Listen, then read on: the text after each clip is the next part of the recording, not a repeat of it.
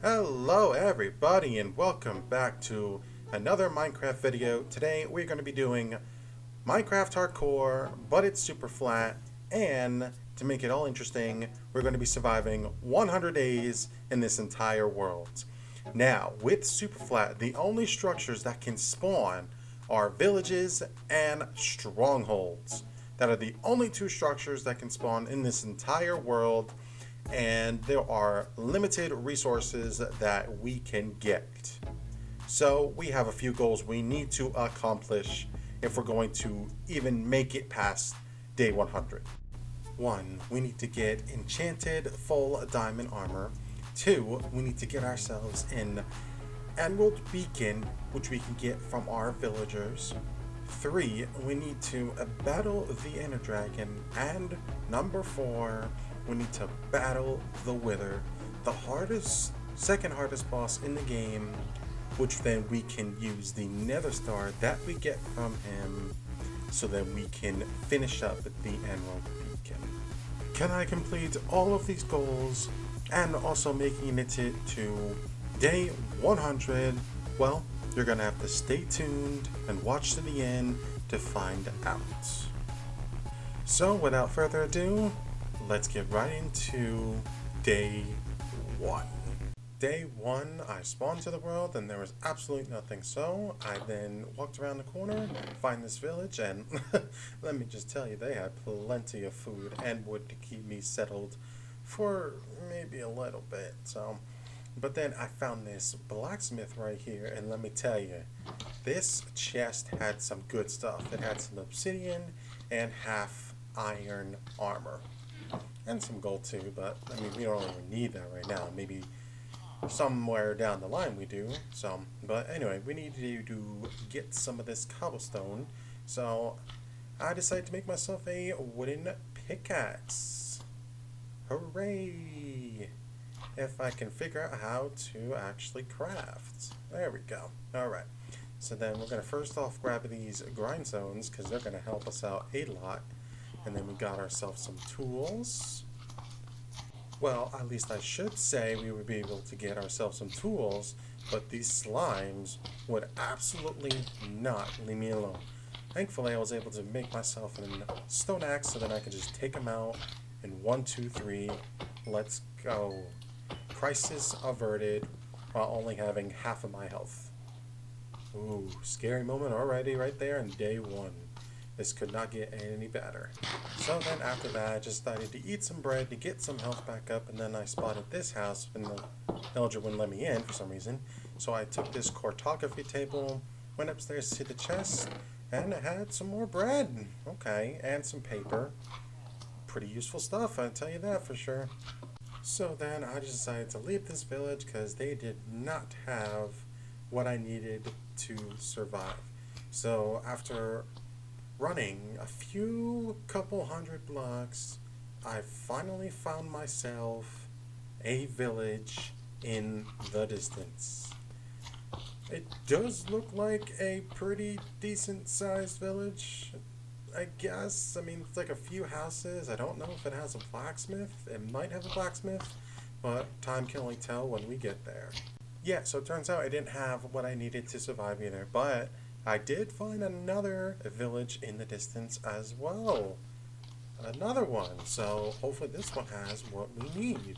And upon arriving to the village, I went to this house to find out it has a fletching table and 3 pieces of flint, which is not possible to get unless you're in the nether, so you can get some gravel from there. But I gotta say, that flint might actually save for this run, because we can get emeralds so much easier. And then went to another village house to grab some more potatoes and a bed just in case. Taking this guy's wheat seeds, which I just really gave back to him because I just did not want it. I just wanted the wheat. Thank you, my guy. Pumpkins? I mean, I guess I'll take some pumpkins. I mean, you never know. You never know. After looking around the village some more, I found another fletching table. And I took the sticks and feathers for whatever reason. I mean, sticks are useful. Feathers? I'm not too sure about that. And then upon walking over this big building right over here, would you look at that? We got ourselves a lectern. Very possible to get very, very OP enchantment books. And speaking of books, would you look at that? Got ourselves some free real estate books. Honestly, this village didn't really have much, but I mean, we got two lectern tables, two fletching tables, a lectern, some emeralds, some more wood. I mean, that's just the start of this day one experience. So then, after the villagers were so kindly enough to let me borrow all of their stuff, I set my sights out towards this lonely little house over here. And then in the distance, I see another village. So I decided just to skip that house because it didn't even look like it had good stuff. And I made my way over to the next village. Upon arriving, I found some free iron armor, just chilling on some armor stands, but these slimes were just guarding it all. So I had to take them all out so that way no longer a problem. Got myself an iron chest piece, and we are almost there to having full iron. I also took this blast furnace because, I mean, save some iron while we're at it. While almost getting cornered by this big guy over here, the campfire that they had over here was actually sort of helping because it damaged them a little bit and they were just burning in the fire, which, I mean, I didn't have to do nothing about it. So, that's good for me. And then upon turning around the corner, I found another blacksmith. This one had some pretty garbaggio loot. I mean, it had an iron sword. I mean, sure. But, of course, I'm going to take these grindstones, too, as well. Because you never know when we're going to need them. And as the sun is starting to set, and you would probably think this would probably be the best time to sleep to scare all the monsters away, right? Yeah, no, that's not at all what I did. I had my sights towards this village over here. Is it dangerous? Probably. Am I going to die? Most likely, but one can never know. And then upon arriving to this big house, there's absolutely nothing, but in the corner of my eye, would you look at that? That is the stronghold, and it's very, very, well, I wouldn't say close to spawn, but it's relatively close than what I anticipated. So, with that note being in mind, I am going to set up, not in this village, but the original village that I was in that had the blacksmith. Why? I mean, it seemed like a pretty small village, and it was able for me to, isolate it so that way no slimes can get in. It was very easy to work around in that village, but as you can see, I'm just looting up some more chests that these guys had, and then that's pretty much it, and then I left to go back to the original village. And as you can see, this entire area was just getting absolutely covered with mobs. So for whatever reason, I guess I took this campfire to make torches, but only a couple of them, so I guess I can light my way back so that way I know where this village is. Even though it's not necessarily needed, but I guess this is just what I did day one. Not sure why. To this day, I don't know why I did this, but I did. But as you could just see, just like looking at the fear, they're just like spawning absolutely everywhere. There's like skeletons, spiders, zombies, all that other good stuff. And like I am like so close to getting to this village so I can sleep the night away. Upon arriving a little bit closer to the village, I set my bed down and immediately went right back to sleep, thus ending day number 1. Day number 2. So I was looking around the perimeter, and we need to set this up as soon as possible so no mobs, slimes, or any other disaster can get in. So started by chopping up as much trees as I possibly could. Then I used those trees to make fences, and then we put them around the entire area. And then by the time I almost had the entire area secured, it was already nighttime. So hopped in the bed. Well, first I got to put away some stuff for some reason. But then after that, I went to sleep, thus ending day number 2. Day number 3. Finally, after waking up from that long-term nap, decided to finish building this fence around the area because these slimes are starting to get on my nerves. They just keep appearing. They literally will not leave me alone. So after we finally get this fence up and running, I do not have to worry about them at all. Because just like look at them, they literally will not stop bothering me, and they just make annoying sounds. I'm just tired of it. So after finally removing this layer of dirt and filling in all the empty holes, fixing up the fence at last. Now we can continue. So I grabbed some spruce saplings and I just started planting them 4x4 so we can get a spruce mega tree, because we're going to need a lot of wood for what we have in store.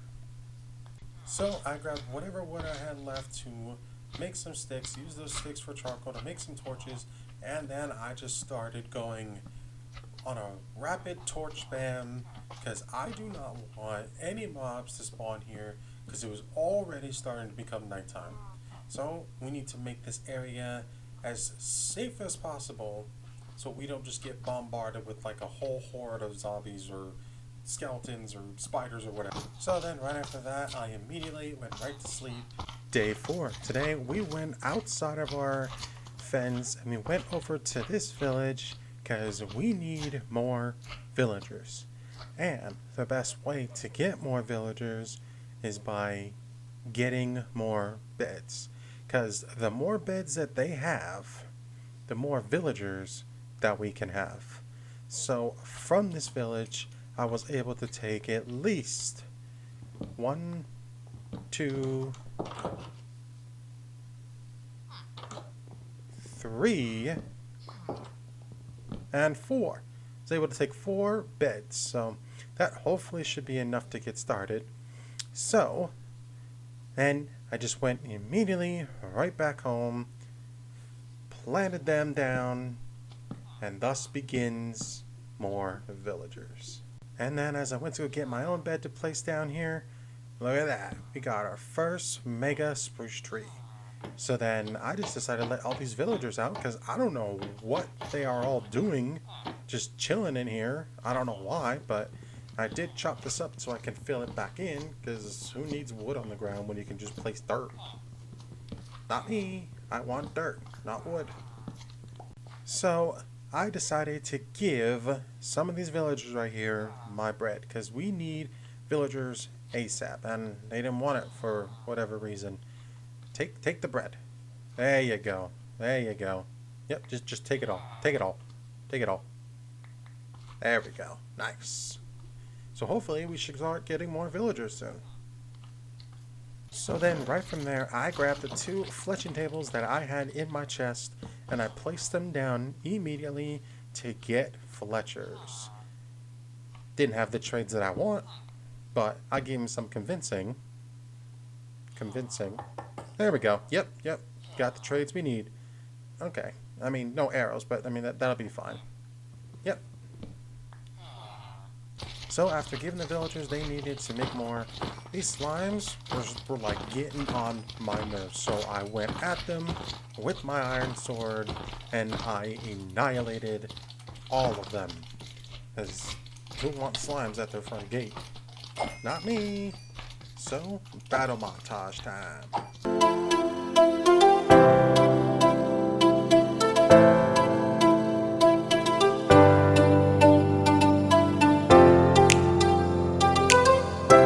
So after taking out all those slimes, I went over here to this somewhat crop area that's absolutely weird. So I planted some seeds because I needed more wheat for bread, because that's the most reliable food source that I have right now. Don't have any steak or pork chops or anything, but I guess bread will do. After getting that farm all set in, I went to this house and apparently I forgot that there was beds in this village still. Don't know how I forgot that, but there was 2 more beds there in the village, so I just immediately plopped them down because, well, it's better than out here than it is in the house, so I know where they are. I did grab a few spruce logs. They kept getting stuck on the leaves for whatever reason. But right after I did that, it was already starting to become nighttime, and then I went to sleep for the day.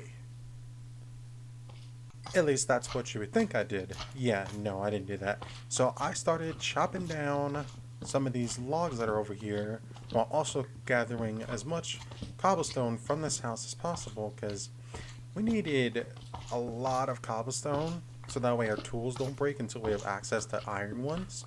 But for now, we are stuck with stone tools. And then I went to bed for the night. Day number 5, I woke up to the sight of this guy right here.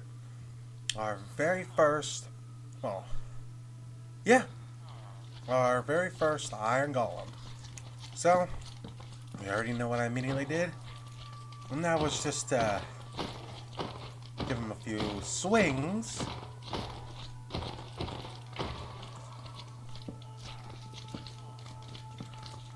And we have now access to iron. Let's go. And with that iron, I made myself a bucket, because a bucket's going to be very, very useful. And a shield as well.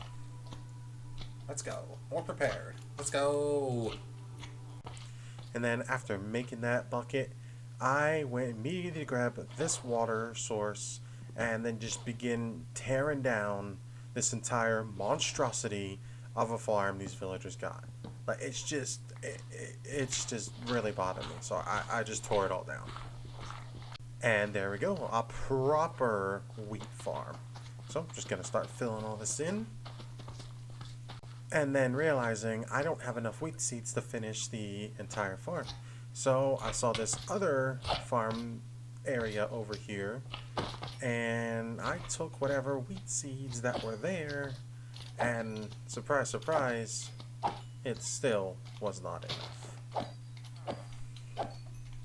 So with this freshly made iron axe, I went on a hunt for some skeletons, as they can drop some bones that I can use to make bone meal. Oh, look at these two. They're having a battle right now. Look at that. Who's gonna win? Oh, and the right one wins. You win? There we go. That was your prize. And then with that hump being wild, I was able to get at least 18 bone meal, which is more than enough to finally finish the wheat farm.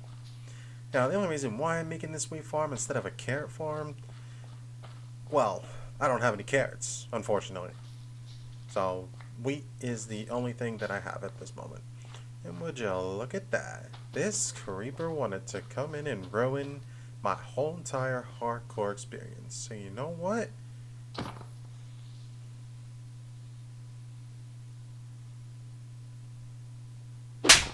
There you go. No longer a problem. Now, as we were, just gonna finish up this. Okay. And just do this one and this one.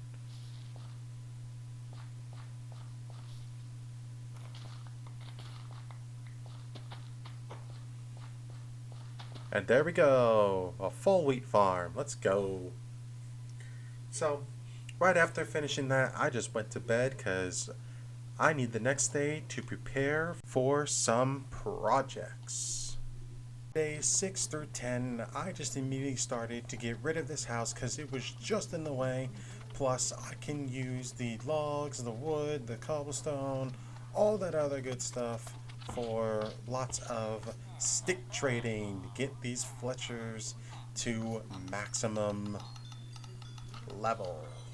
So this is basically what I did for 4 days straight, which consists of chopping down trees, trading with villagers to get them to their maximum level, and all of that good stuff. I was also able to make a armor with a blast furnace and then a smithing table for some weapons, because we all know diamond armor with diamond tools are the best way to get where you need to get very, very quickly.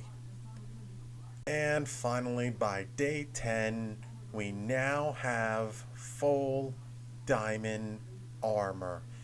It's not the best enchantments that this lovely guy was able to give me, but at the end of the day, diamond armor is diamond armor. Day 11. Today I immediately woke up and I said hello to all of my villagers while also getting some more trades in. I gotta get that OP tool somehow. It wasn't much because I don't have a iron farm to get me some more emeralds to increase the trades quickly. But you know, gotta start off somewhere. So, after saying hello to just about every single villager, I made my way over to the stronghold.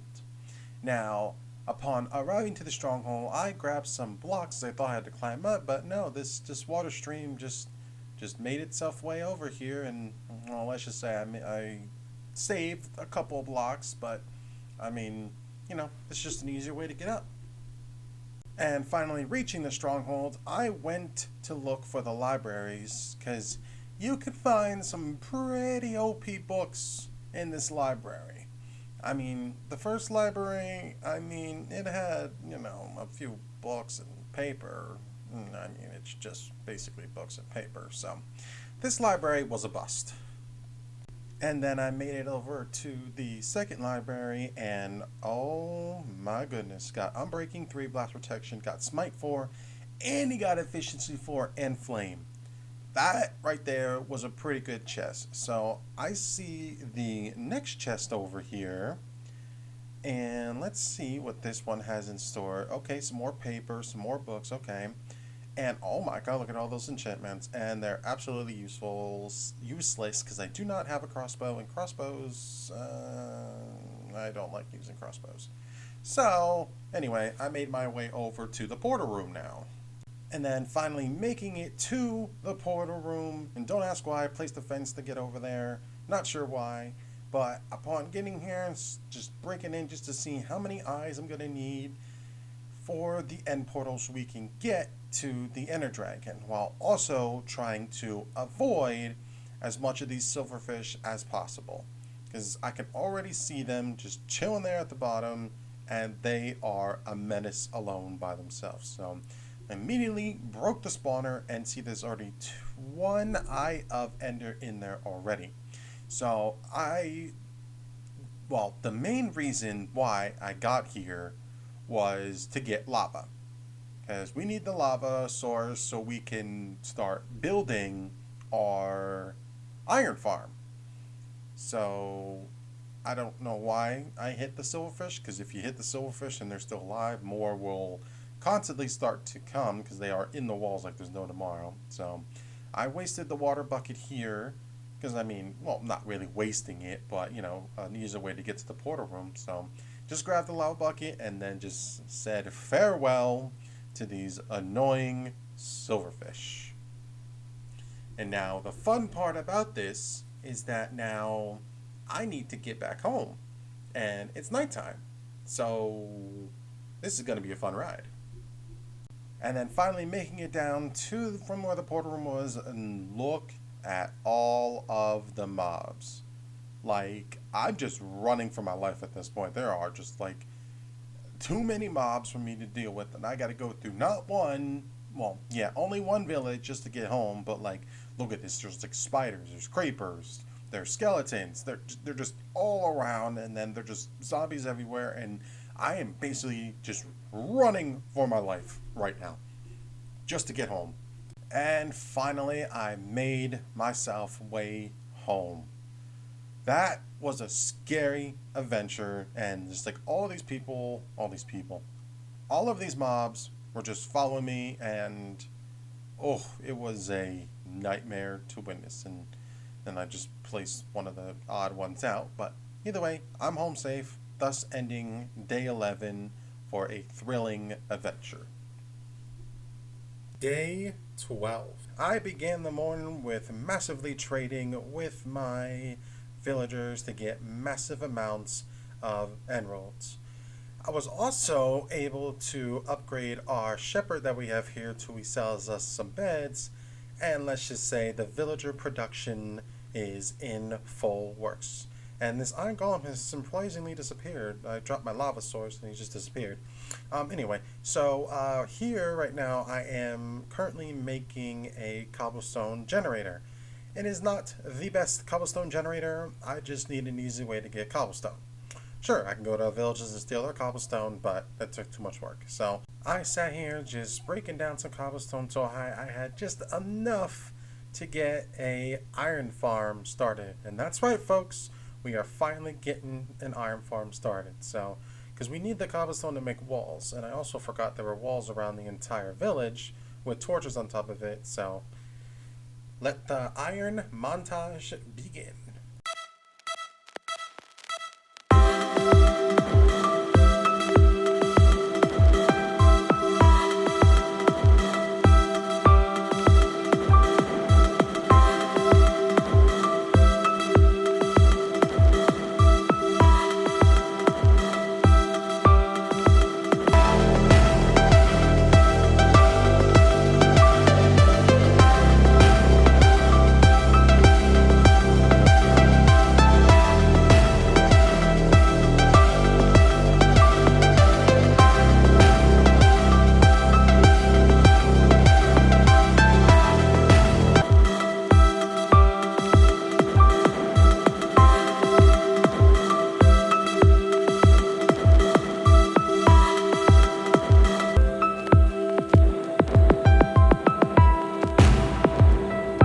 Just pay attention here really quickly, guys. So, because of these, all these slimes, mobs, and everything's been happening, it did take me up until day 15 to finally finish this.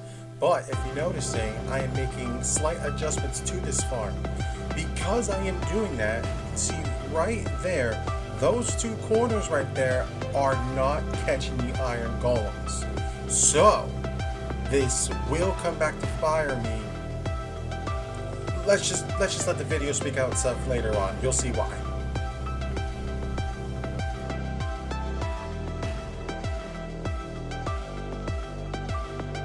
While in the middle of finishing up this iron farm, look who decided to crash the party.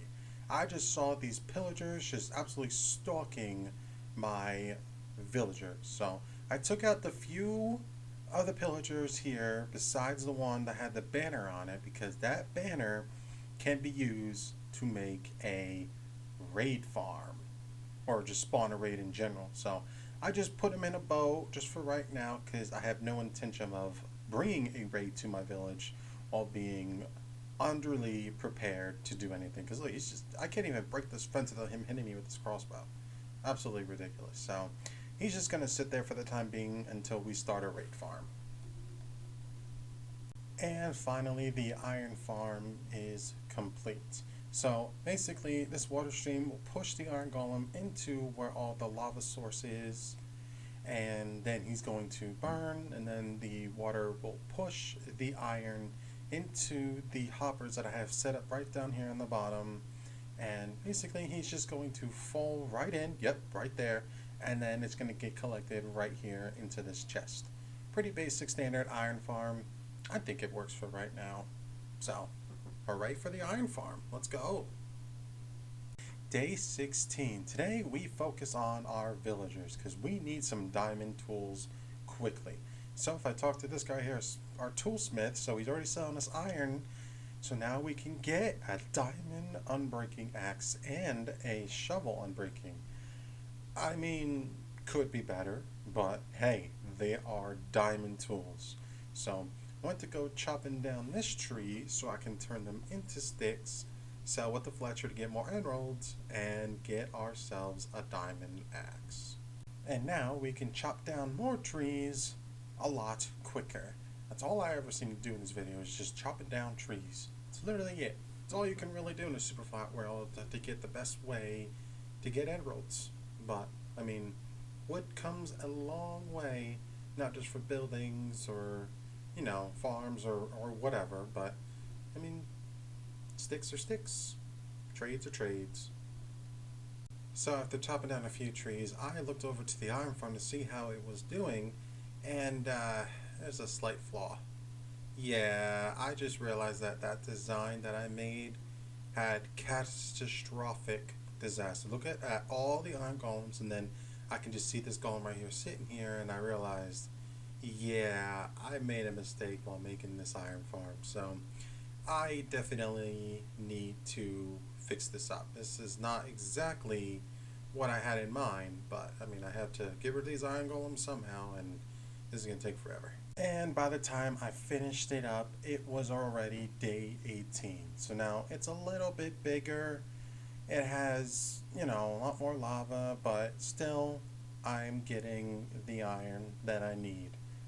It's a little bit slower now because I kind of messed up on it a few times, but I mean, it'll get there. Yeah, see, it'll get there.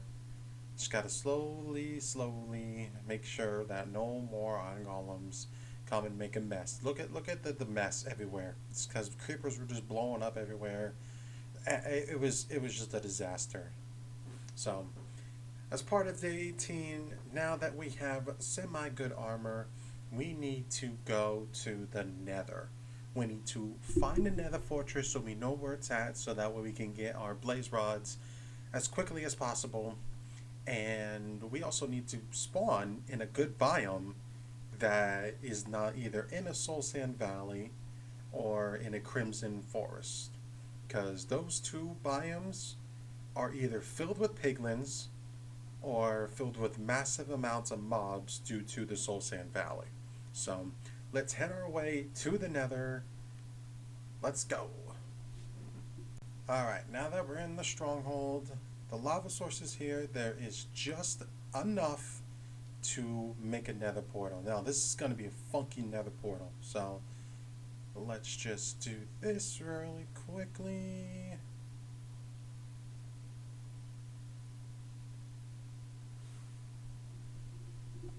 So finally, after the portal has been made, I started to go to the library that was closest to the stronghold to grab as much wood as possible, because you can use this wood to actually light the portal. You don't need flint and steel, just as long as you encase it around the logs, and then the portal should be lit. Yep, just like that.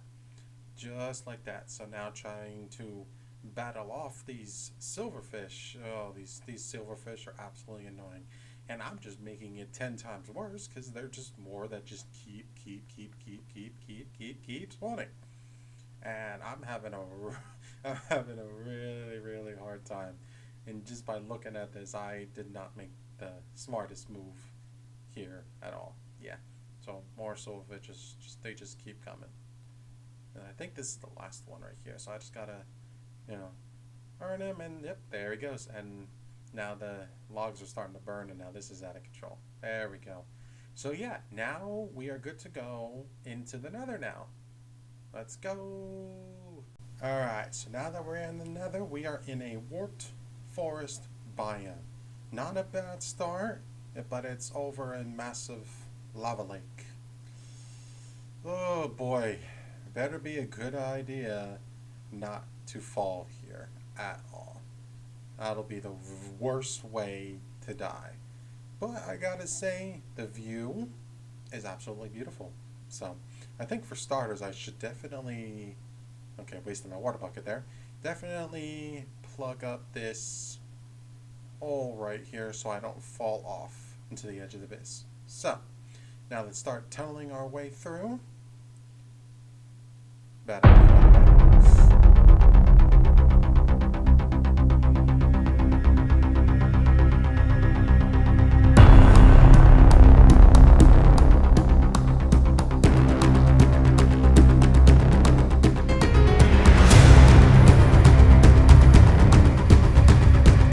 Oh, just barely made it. Yeah, I don't know about this now. I feel like there's definitely a better way to traverse this warped forest biome. I can't even say that. Say that 10 times fast. Warped forest biome. Absolutely ridiculous. So started traversing my way through this area, hopefully to find a much bigger opening, because I don't know where I'm at right now, how this area looks. So hopefully I'll find myself an opening very, very soon. And look at that on cue. Wow, this view is actually amazing. Look at that. Look at that. That's awesome. Wow, that view is amazing. Look at that. That's awesome. Alright, so now we're going to bridge across and hopefully meet to the end of the side. Alright guys, by almost making it towards close to the end, and I ran out of blocks, I decided to just log off because I need a break from all that nether exploration. But here is the tricky part. I guess from midway through day 18 to 19 and 20, I don't have any save footage of me traversing the entire nether. Yeah, it's just all completely gone. And then by the time I realized it just now, editing this, I'm on day 21, re-rolling a villager for Protection 4. So I guess we really didn't miss much, because I guess I spent that whole entire day just in days in the nether, just trying to figure out where to go. So I apologize for that. I don't know what happened, but hopefully you guys are okay with it. But we are on day 21 right now, and we just got a villager that sold us Protection 4. So that's awesome, but sad that all the footage is gone, but I mean, it happens, it happens. Having some logs in my inventory, well, I should say planks, I was struggling to make them into sticks for whatever reason, but after all of that, I traded with the Fletchers. I mainly just wanted to see what kind of good bow I could get, and also to get as much emeralds as possible. Because who knows what we're going to use these emeralds for. Wink, wink. And immediately right after that, I made as many torches as possible, because we need to light up this area. It is way too dark. Mobs are still spawning way too close, and it would just be a hazard to just have them all running amok around here, because creepers are just blowing up, even though I got pretty much good gear, but like still, like, who wants this big hole on their entire land? Not me. So I had to fix this little mess that this creeper decided to bestow upon me. And look at that, can't even fill it in. So either way, let's get back to torch spamming.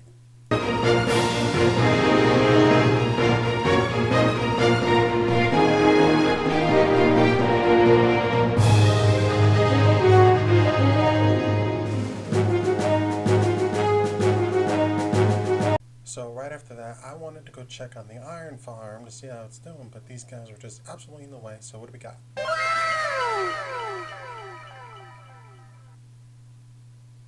Wow, that is a lot of iron.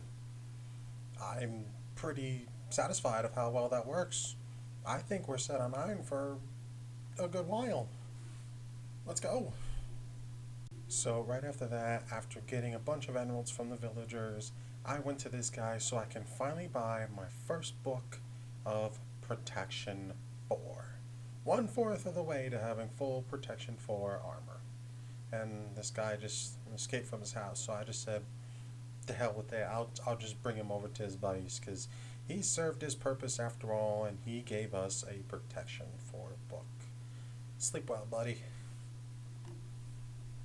Speaking of sleep,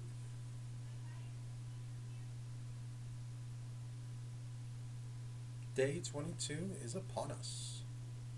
To immediately start off the day, I went to go chopping some trees down. So then I can use those trees to make sticks. We all know the process by now on how to get emeralds really quickly. So then I did this all the way up until I was able to get 3/4 of the way to Diamond Protection 4 armor. And then, after I got all that, I made myself back into the nether, which, by the way, guys, good news. I finally remember what happened on those days that were missing. So I built this massive tunnel along the entire warped forest biome. And so, how can I explain this? So basically, if you went positive on the Z and X, like just going straight into it, you'll end up finding a fortress, a bastion, all that other good stuff. So, surprisingly, I did not think that was actually true.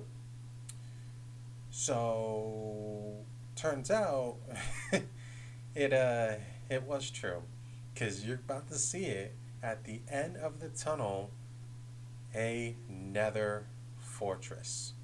And not just any nether fortress.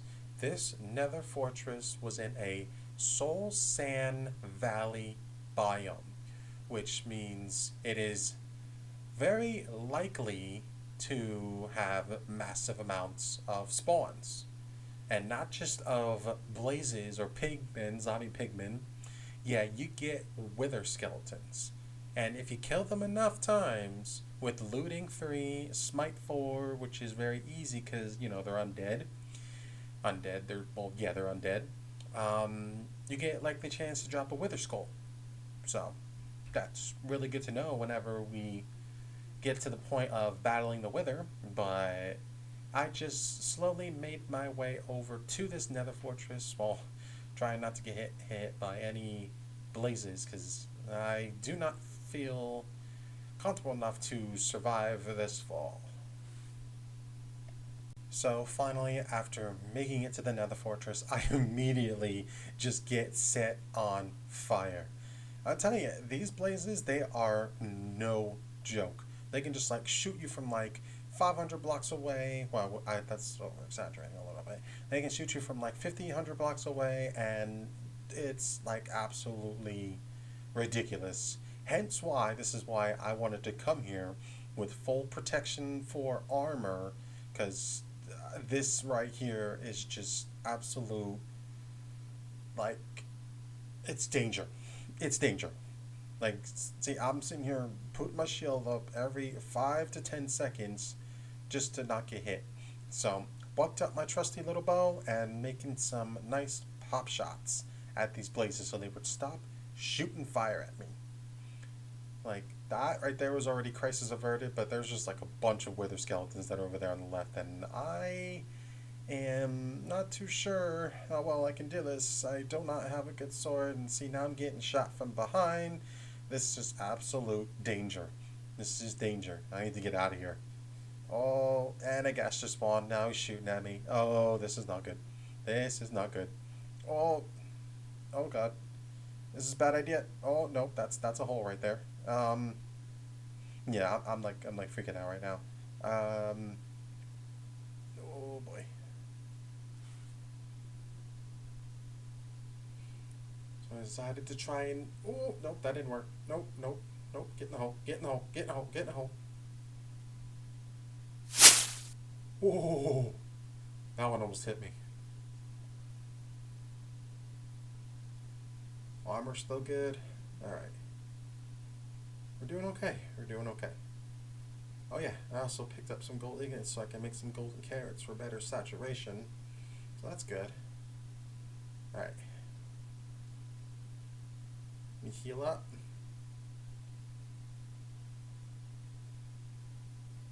Alright. Should be good.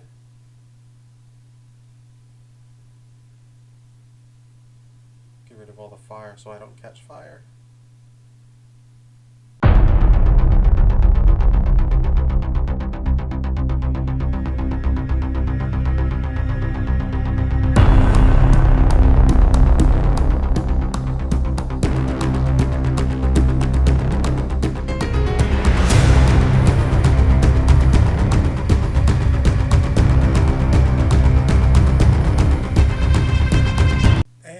That is why, folks, we prepare to come to the nether.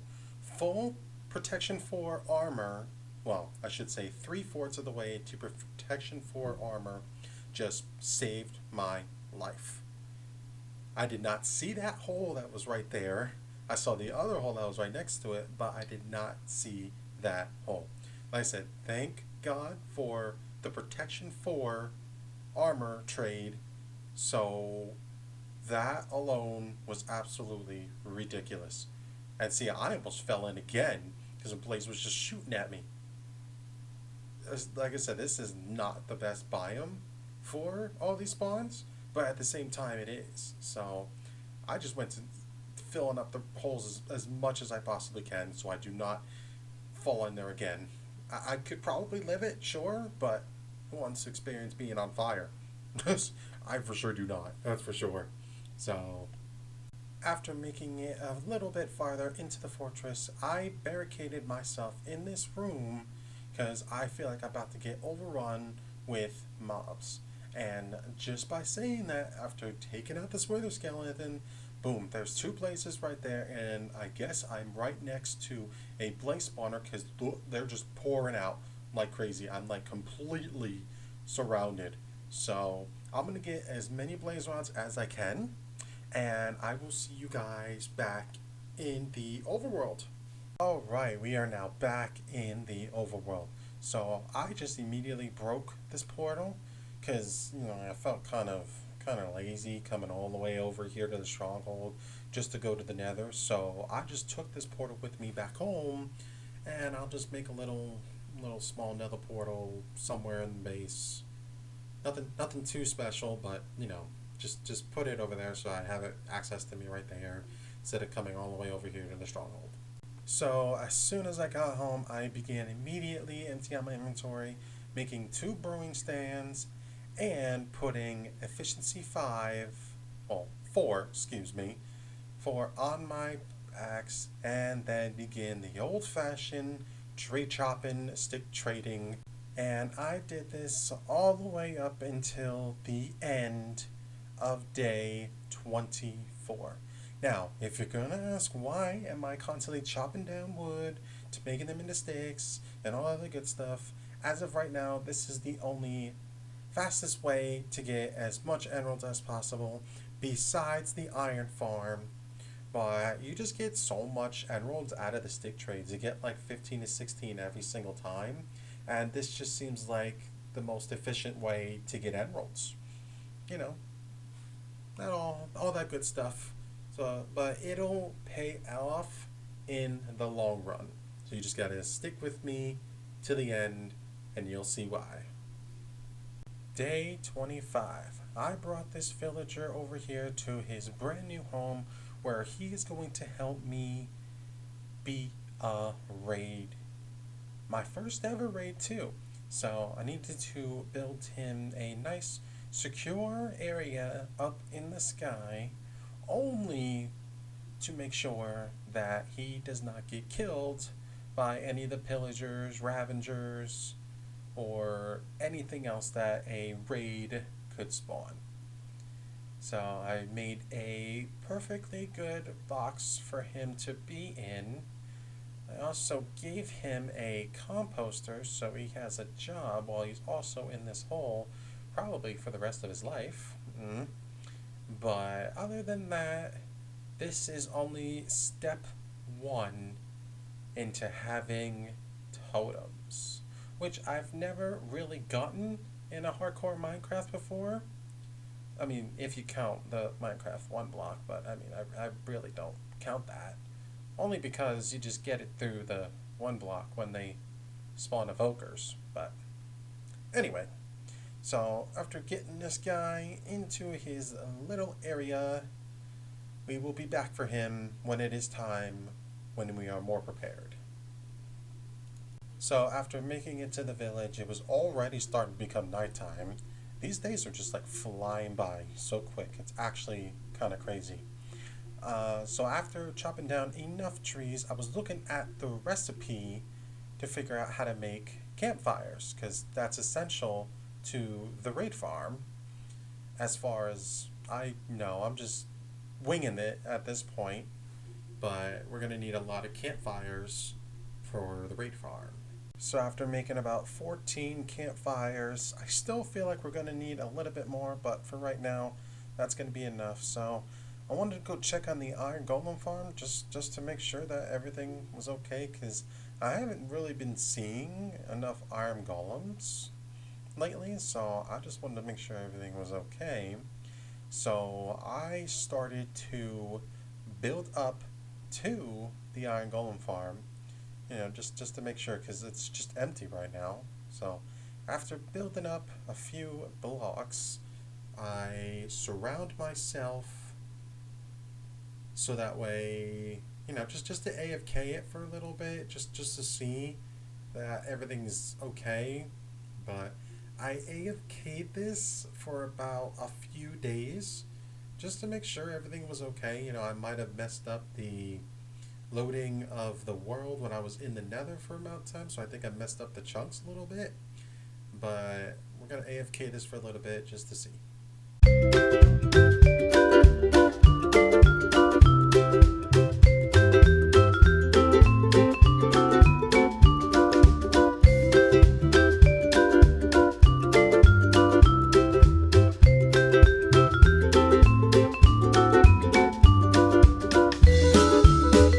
So that did not go well for the iron farm, did not work properly. So to begin the morning of day 27, I did the usual tree chopping, stick trading, as per usual in the morning. So while also doing that, I grabbed as many torches as I possibly could make and started lighting up the other side of the area. Now, this is essential because I want to make a mob grinder soon, so I can get loads and loads and loads of XP.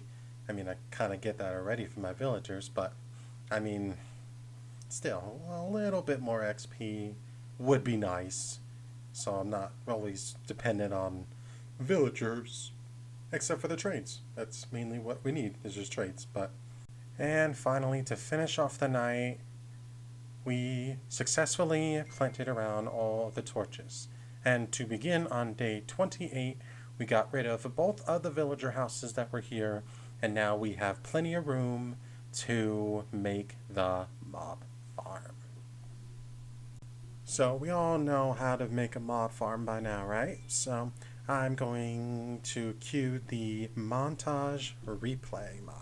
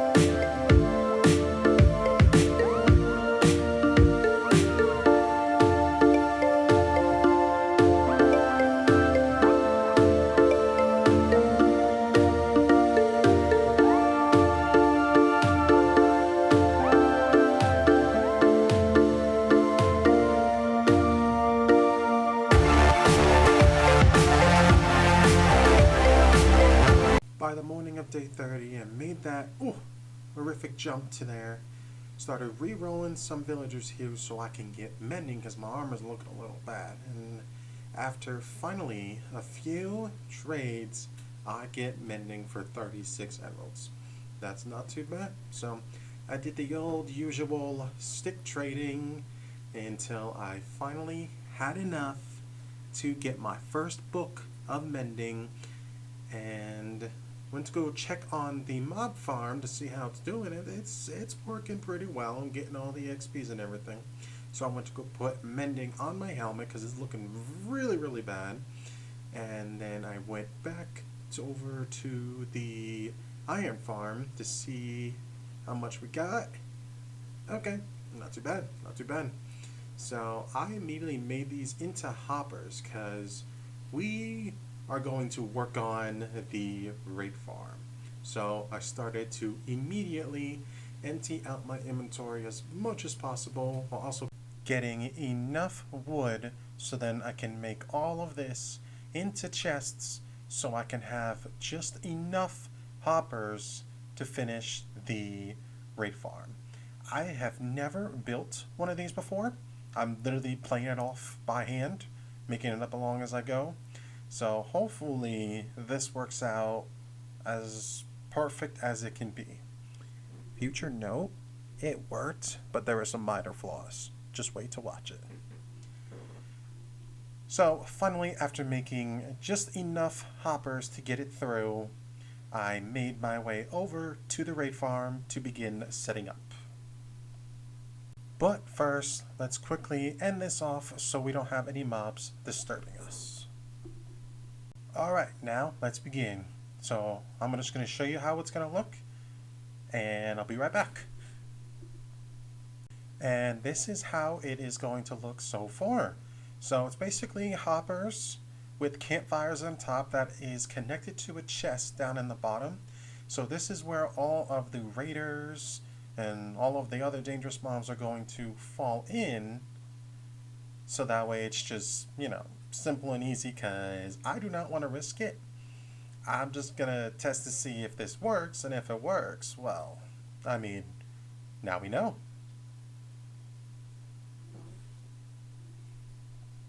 So to put this thing in action, I went to go grab our friend over here, who's been over here for more days than I can remember. So after releasing him, I brought him away from this village. I do not want the raid to spawn over to this village. I want him to be spawning over to the raid farm position. So after he got just a little bit closer, as I'm trying not to also get it interfered with the iron golem farm, that would just make things a lot worse. So a little bit closer, and then I finally took him out, and then we began the raid. And there it is, the raid has begun. And there they are. Hopefully they fall right into the trap that I made for them, but realizing as I'm looking around, they're not falling in. Until it hit me, I never put anything up to where they think they can walk over. So yeah, it turns out if you make trapdoors, they think it is a block that they can walk on, and it turns out they can't. So then if you just flip it the other way, they just fall right down there. So now I gotta figure out a way to get down there without getting overrun with pillagers. I don't know how this is gonna work. So I just decided to take them on head on. So after taking out one by one, I kept one alive, so that way I can fix up this mess that I have made while replacing this entire area with trapdoors. Now hopefully this will work out a lot better than it was originally supposed to. And then by just hitting this, they should just fall right in now. So let's take out this guy who's doing some maneuver stuff, take him out, and then make our way back up for the second wave. Alright, so the next wave is here, and I can see them right there, and look at that. It works perfectly. Now, the only issue is that these raids also come with witches, and then they can splash themselves, what I guess, with fire resistance, even though it's a campfire, and, well, anyway. The only major issues with this is that the witches can just splash themselves with whatever potion that they can take, and it just won't, make them burn on the campfire. So, but, other than that, I think I can call this a success. And then now the next raid is currently forming, so I was just waiting to see how well this is going to work out. So next wave is in, and I did not think about that problem right there. That Ravager, I did not think about. And I don't know if he can fit down this little small area, but let's hope he does. He does not. Okay. So I'm gonna have to go back to base and get arrows. Because I do not have anything on me to take on that Ravager right now. Oh boy. Never mind. I did have some arrows on me. Okay, so no, we're good. So let's face this Ravager who has, like, massive health. He literally has taken up half of the Raiders, like, fill bar. That's how you know how much these dangerous beings have health. But of course, if you have a bow, you know it's pretty easy. Yep, there we go. The next raid has begun. There are the witches. Now I don't know if this trap is going to work on them. Let's hope and pray that it does. Yeah, it did not work. I can see that the witches are in there and they are not burning. See, they just splashed themselves with something, and then I don't know what it is that they splashed them with, but they are just not taking any damage. So now I have to go back home. Well, first I got to deal with these two that are not in the area. Alright, now that one witch is down there and he is trapped, this is a perfect opportunity for me to go back home to grab some food. Well, first I gotta grab emeralds first, and then I can use those emeralds to grab some golden carrots from my maxed out farmer right here. Boom. And then to also grab some arrows from my Fletchers. And then I made my way back over to the raid farm to get rid of the witch and begin the next wave. Next wave is here, and I can see an evoker. This guy right here is going to give me my first totem. Of course, I got to wait until the raid is fully done. That way I don't get absolutely bombarded with mobs. So, but it looks like this trap is working very, very well. Of course, it is not working with the Ravengers. That is unfortunate, but again, as long as you have a bow and arrow, this farm could have a lot of potential. Of course, I think the raiders can see me, but if I just move a little bit, they can just fall right in. And alright, after that's raid done, here's the next, and I see 2 evokers, which means 2 more totems.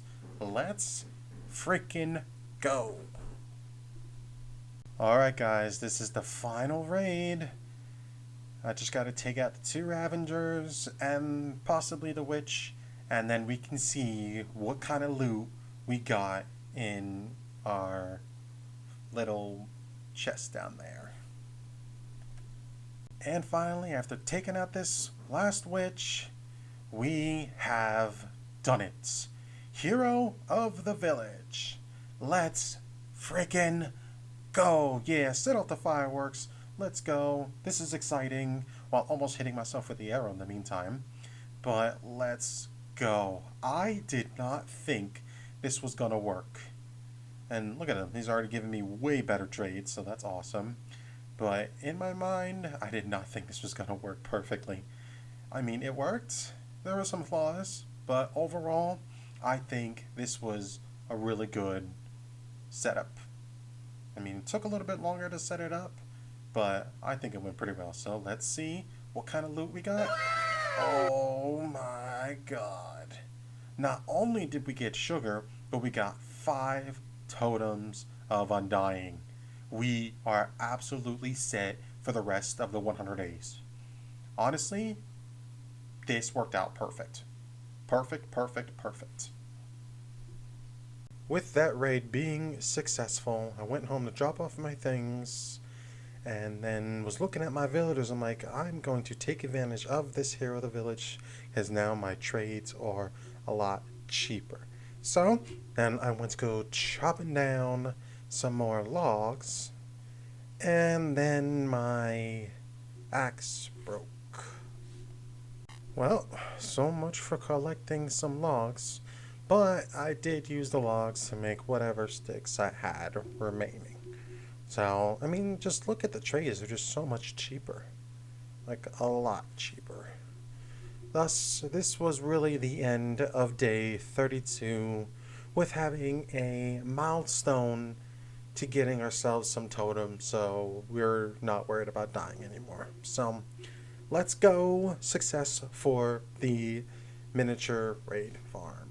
Before we can actually finish the night, we made potions of weakness so we can start curing some villagers to get better trades. Let's go to day 33, where I built my own nether portal close to home, and we are only here for one important thing, and that is gold. Because my diamond pickaxe has silk touch on it, every single nether gold ore is one ignite.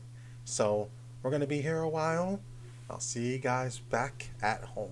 And with that massive gold hunting montage, we were able to get about 76 pieces of gold, which then we can use to make golden apples, mixed in with the potions of weakening, and bing bada boom, there are some cured villagers with better traits. Oh, and I also forgot, these guys just give me free stuff because I have Hero of the Village. I kind of forgot about that. Now my inventory is just getting filled with a bunch of random blocks. But we get a free iron axe from that too. I mean, I'm not complaining. Lost my diamond one still, and gotta get a new one soon.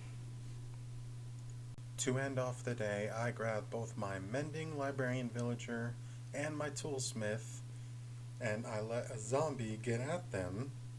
And now I'm going to throw both potions of weakening at them, and then now we have ourselves two cured villagers with better trades.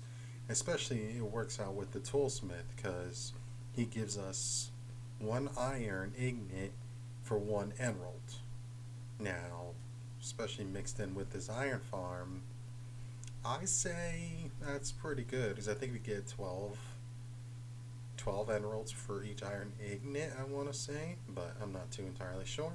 So now with these guys being cured, we're going to wait it out until they are fully cured, just in case, they burn or something. So we're going to stay here and we're going to wait.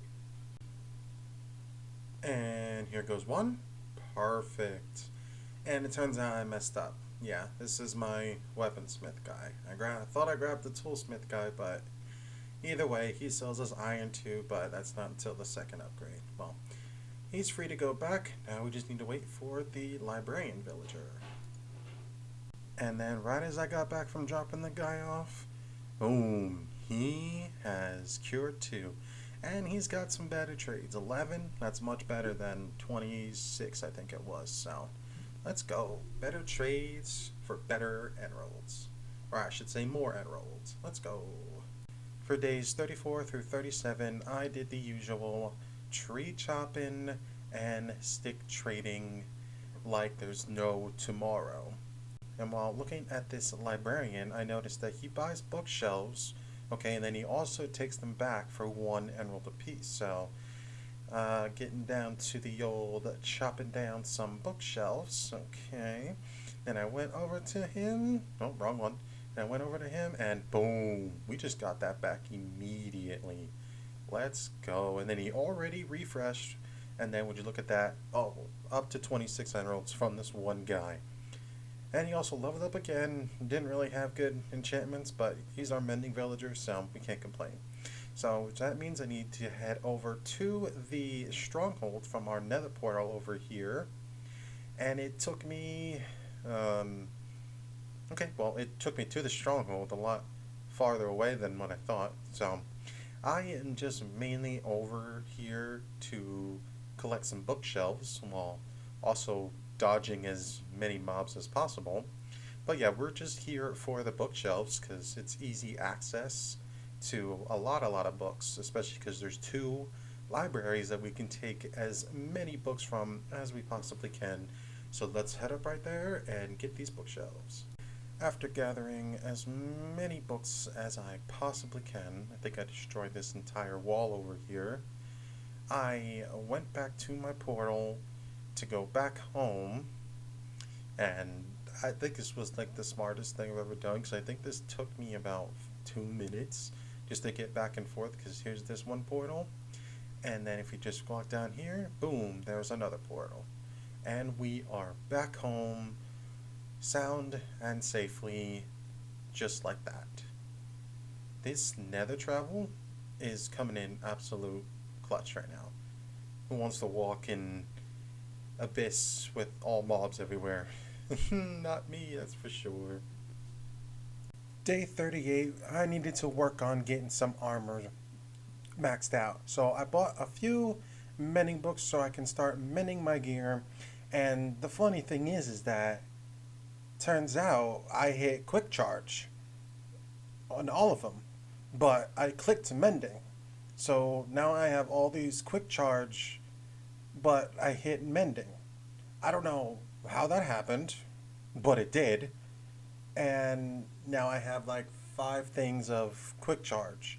And this isn't only the first time. This has happened quite a few times, and I don't know how that happens, but it just happens. Cause see, quick charge is the second one. It's right there, and I don't know. So, well, I don't have any emeralds to trade for, unfortunately. But we'll get to that when we get full protection for mending armor. Okay, now I got more emeralds, I got the mending from this guy. Okay, so is this now gonna work? And no. It's just two mending books and a bunch of quick charges. Why does that keep doing that? It's actually quite annoying, but I was able to get full protection for mending. So I'm kind of in the right perfect spot right now because now I got full protection and mending. So goodbye, all quick charge 2 books. Never gonna use a crossbow in my life. And I see the iron farm is working very, very well. Now I'm gonna go check on it to see how much iron I have obtained. So right now we only have one. And wow, they are just spawning like crazy. Let's go. And we got, if I can, 20, okay, 29, not bad. Got 30 of them. Let's go. Oh, it turns out my shepherd also takes red dye to sell for emeralds. So, I didn't know that. It's very rare for him to have the one item that I can use to get emeralds that I can also get from the iron farm, which is roses. So, let's go. Nice. The rest of the day, I AFK'd at the iron farm. Because we need a lot of iron, again, to get mainly the XP, and sure, some iron too. But it's just mainly to get the EXP so that way my armor doesn't break so easily. Because it does not have Unbreaking 3 on it, unfortunately.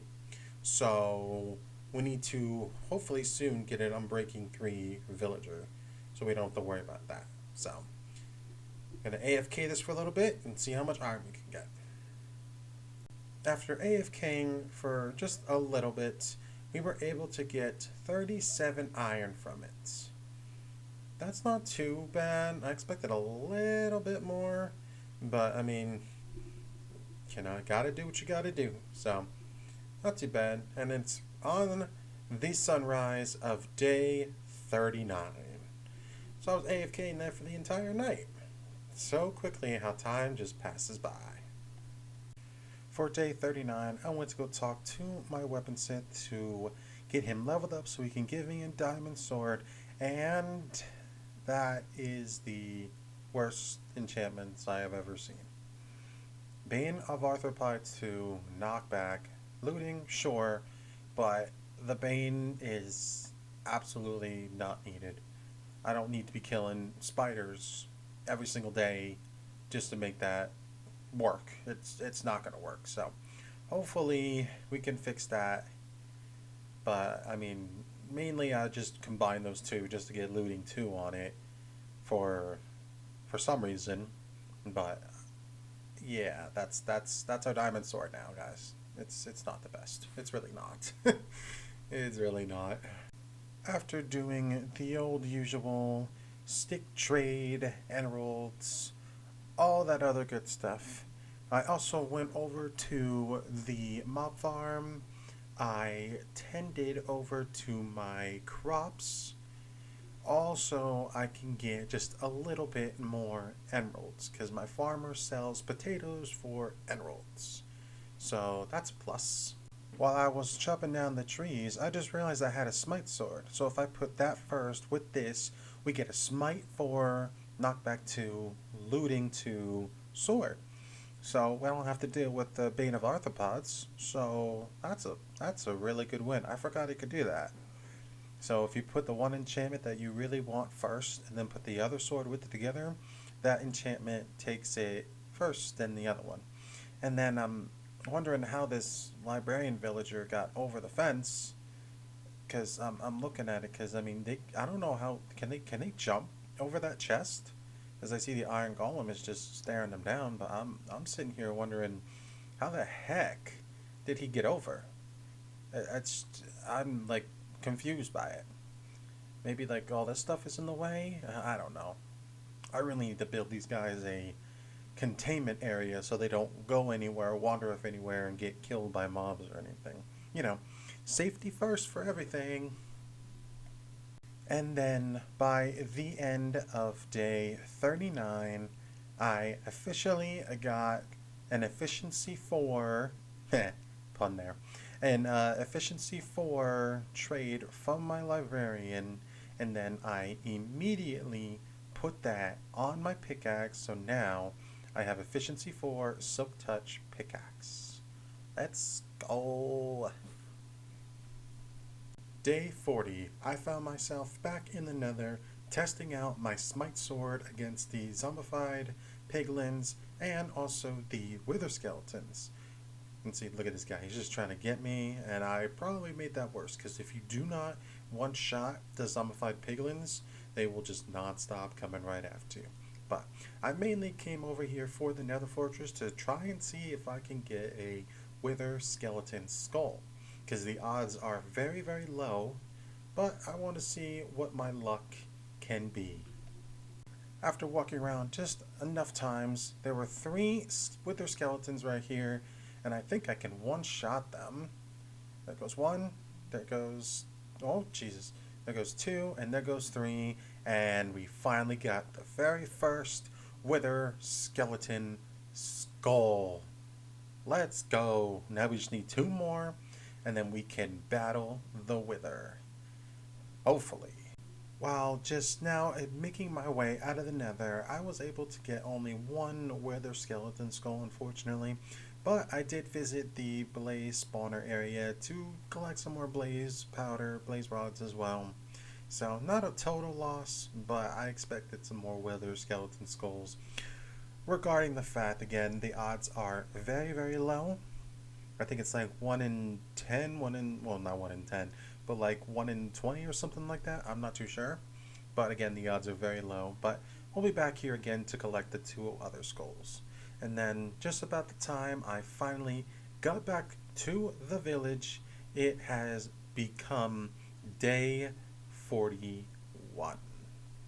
For today's day, we are going to get progress on this world. So for this entire day, I did anything imaginably possible to get as much emeralds as possible. I did all of my potatoes. I did as many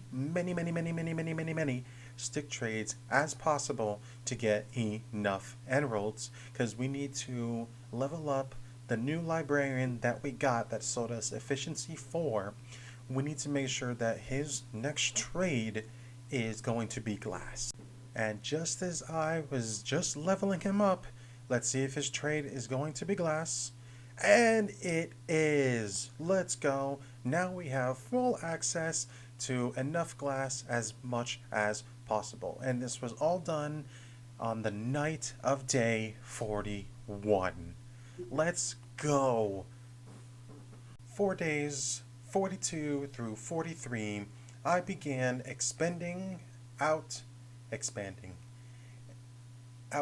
the fences so I can make a little automatic villager. I don't want to say breeder, but that's probably what it's going to end up saying to be. area so the villagers can get out of my necessary spot for a possible maybe house. Because I'm tired of storing all of my chests in the middle of the area that I think the villagers can just crawl, not crawl, just like jump over. But again, I don't know where they are jumping from. It's really getting on my nerves, but they are jumping over there. And I don't know how, so we're going to fix that issue right now. So, of course, it was just me trying to figure out where the heck I'm going to build this, trying to figure out like enough spaces to where the carrots, because there are going to be carrots there, are going to be, because it needs to be 4 blocks in order for the water to make them grow. So it was a little bit tricky. And then I just try to plan it out because I also want to place beds in here too as well. And then with beds, they need to have a 2 block area and then 1 block in front of it so that way the villagers don't step on the crops and then mess up the entire area. You know, mess up all the crops and everything because the farmer needs to pick up those crops, give them to the other villagers, then bing bada boom, you get more baby villagers. So I'm going to skip to the part to where it is basically all outlined because let me tell you, this was a lot of breaking down, rebuilding, breaking down, rebuilding, all that other good stuff. So we're just going to skip to right about here. And this is how it looks now. So all the beds are going to be all around the entire area. I'm going to put their job blocks here too as well so that way they can restock and all that other good stuff. So the only thing that's missing here is the glass. The glass is going to fill around the entire area and also the roof because I don't believe mobs can spawn on glass. So we don't have to worry about the mobs being on top of the villager, you know what to call it. So we're not have to worry about that. So as it is getting nighttime for day 43, I took all of the beds because they were all already rushing to get to sleep as quick as possible. So I put all of their beds in their new forever home. By the night of day 43, I was able to get all of the villagers inside their brand new home. And I grabbed all of their workstations. So now we are good to start doing all of our things we need to do to get super stacked up super quick. And don't ask why I did what I just did there. To this day, I really don't know why, because there was a much easier way to do that instead of just placing a block, messing up the soil, and you know. So anyway, that's all complete. But the only issue is that I'm just now realizing this. The job blocks are perfect ways to get the villagers out of the area because there's nothing blocking from where the workstations and then that hole right there that's missing all the glass. So I'm going to fix this up as quickly as possible without letting any villager escape. I got the entire night to do so. And with that glass trade that I got, I was only able to finish just about half of the area. Still need more to finish up all the other areas, but I mean they're just packed in with fence gates and yeah, well, there goes the end of day 43. For day 44, I was doing the old usual stick trading just so I can get enough glass from the librarian villager just to hopefully barely finish up just about the other half. But of course, I did not have enough. How fun is that? I was like so close to it too, and it's still not enough. So, and then by the time I realized it, that took me the entire day of 44. Now, this is going by really quickly because, again, it's just the usual stick trading, librarian trading, iron farm trading. It's just the nonstop constant of that. Because, unfortunately, that is the only way that we're going to be able to progress. I mean, sure, we can go to the end right now and defeat the Ender Dragon, but that's not really what I want to do because, again, I want to make sure I'm able to get, fully stacked before go battle the Ender Dragon. Because, it's just so much easier to do. And then plus when you go to the end, you get the end cities, the shulkers, all that other stuff. It just makes it easier, So, but that's basically what I did for day 44, was just do a bunch of stick trades and everything. So, nothing really much has happened this entire day. Day 45, I was finally able to finish just the outside circle square, excuse me, I don't know my shapes for whatever reason. I was able to finish the entire square of this area. Now the only thing that needs to get finished is the roof. We're making very good progress very quickly. And I was just barely able to get almost the entire roof done. Just had this little square to finish, and then this entire area will be complete. It's a lot more organized. They're not in the way constantly. So, I take this as a win. Yeah, my glass guy won't even restock, unfortunately. So, we're going to have to wait until he restocks up, which should take next day. But we have some more important things that we need to do. On the night of 45, I took out my weaponsmith. Oh, well, no. Yeah, I actually took out my weaponsmith before. But no, I took my toolsmith this time, and I began making a secure area around him, just so no accidental golems might spawn. I'm not too sure if they're going to spawn or not, but this is just to make sure that they don't. And I was basically leading a way for a zombie to come over this way and zombify him. Let's see, where's his... Oh, there's his... And he's wearing a pumpkin head. I think I was recording this when Halloween was around, so happy Halloween, everybody. That's weird, though. I never seen that before. But let me know down in the comments below what you were for Halloween. I am curious to see what you were on that day. Now, as I was luring this guy over here, also trying not to have any slimes interrupt me, and then I think there was also one more guy following him, but I needed to make sure that no one else was going to be in the way. He's like literally almost here. Come on, buddy. Why are you jumping on? Okay. Yeah. Hello there. Oh no. Oh no. Oh no. Oh, okay. He can't get through there. How did you spawn? I thought they needed 3 villagers in order for their... Oh my god, I thought he was coming in. Whew. No. Okay, good. Yeah, you stay there. We do this. Alright, here we go. So with that crisis averted, I grabbed my potion of weakening and my golden apple, and I guess now the toolsmith has a pumpkin head. Man, they really be spreading around these pumpkin heads around everywhere. But again, got rid of him. And now we just wait for this guy. While waiting for this guy to cure, I grabbed whatever dirt I had left on me and started filling up where the path blocks are. As these are absolutely annoying. Sure, it gets the mobs not to spawn on it, sure, but it just looks absolutely awful. So, and there we go. All the path blocks that I see so far. Wait, how did he get... Oh, I left the gate open. Darn it, and he's still not zombified cleared yet. Oh my goodness. Alright, come on guys. Can you get back in the house, please? Please? No, don't let more out. Oh Lord. Oh boy. Well, at least some of them are staying in there. The rest are just wandering around. See, now there's 2 over here. Can you 2 get in there, please? Jesus.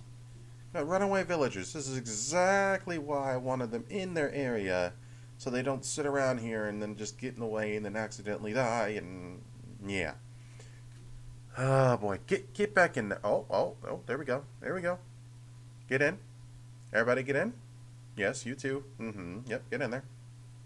Yep, you too, and then you, and I believe that's it besides... Oh, no, you just get stuck on the block, why don't you? Get in there. Whew, there we go. Alright, are you done yet? You are! Let's go in 1 for 1. Let's go. So for the next few days, I just repeated the process of clearing up some pathlands, trading with some villagers, mainly just to get XP this time. I mean, sure, I have a mob grinder, but it's not doing what it needs to do for me right now. I did also collect as much trees as possible. Trees, I can't collect trees. Collect enough wood as much as possible, because we're going to need this for some more trades. And again, this is just mainly just to get experience. And I also put a new villager in. By the time I was clearing up the path, he has already cured, and he's selling me 1 for 1. Let's go. And I almost got absolutely destroyed by this slime here, but he is no match for me being also powerful. So let's just block this in, and there we go. Another villager has been cured. Now I don't think I can do any more curing because I am running very, very low on sugar to make the fermented spider eye.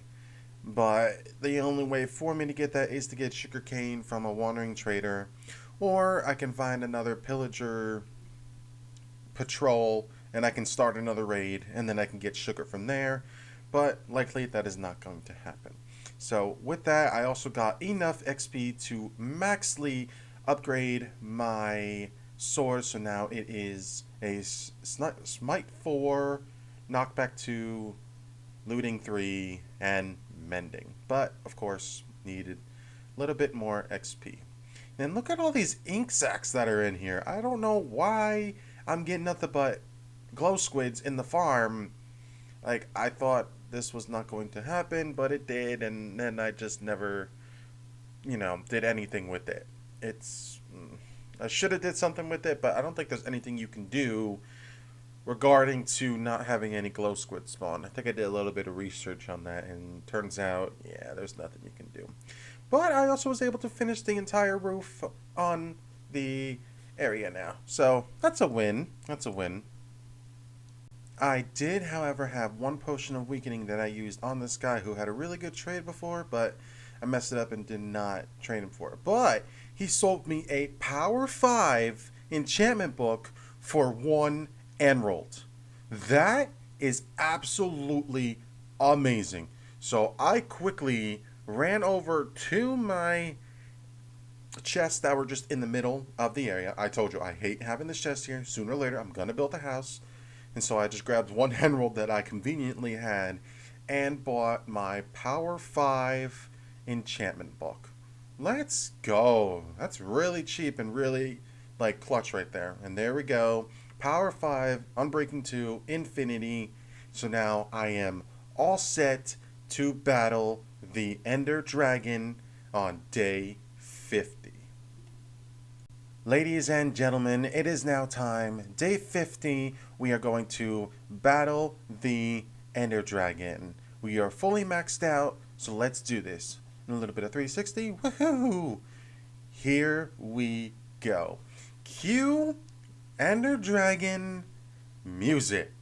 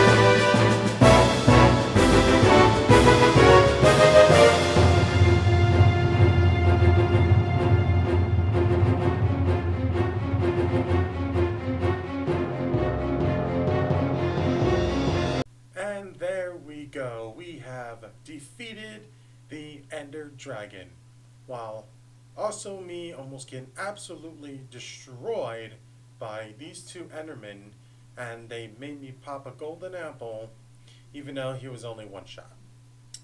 I just wasted a golden apple there. So, but anyway, I gathered up all the XP, mended all of not most of my gear, and then I collected the Ender Dragon egg, which took a minute to figure out where he wanted to go.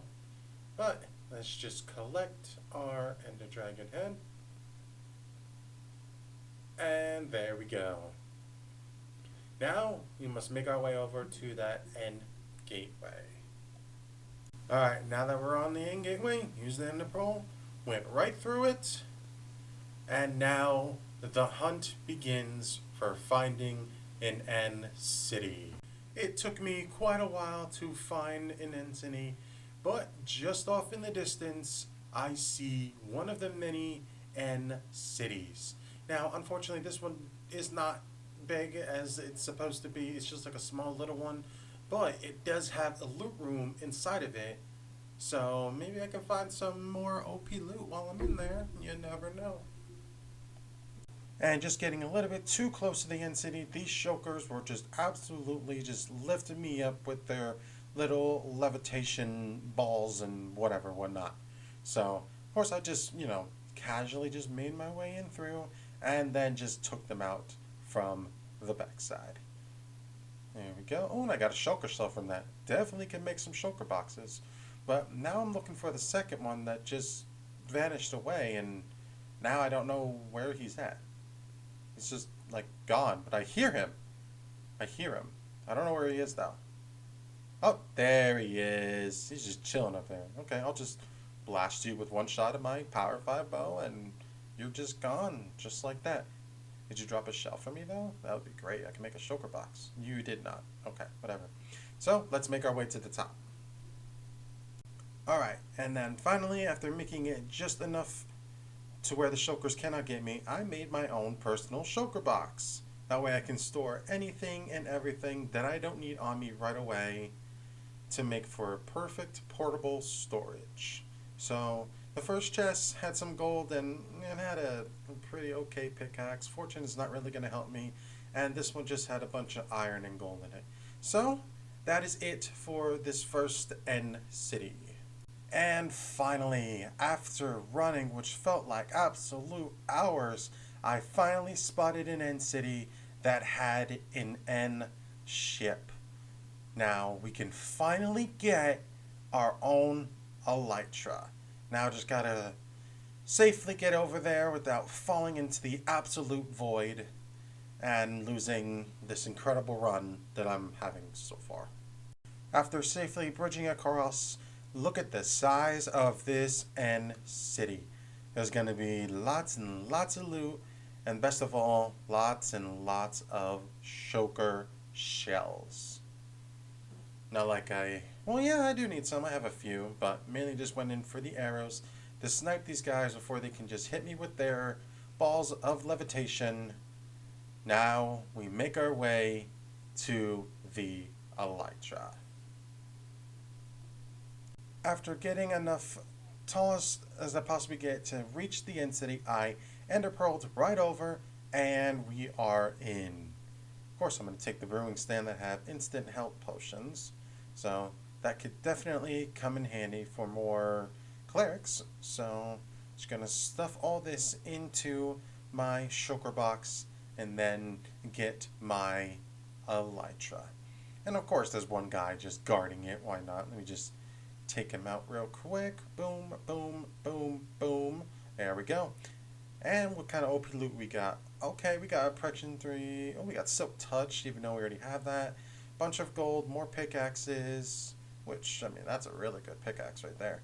And then there was also a sword that had Smite 3. Okay, that's not the best. But we got an elytra, ladies and gentlemen. Now we can make our way out of here to an end gateway. I found this end gateway along getting to this end city. So with the ender pearl, we go right through, and we are now back where we began when we killed the dragon, And now we are off to head home. And through the portal we go, and we have done it.